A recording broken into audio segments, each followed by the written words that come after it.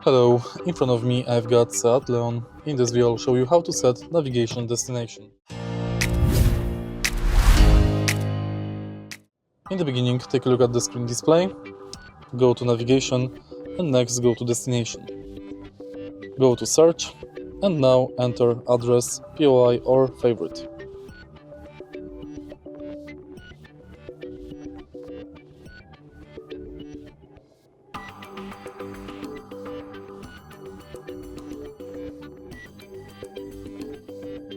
Tap start and it's done. To stop navigation route, enter destinations and select stop route guidance. If you find this video helpful, please leave like, comment and subscribe.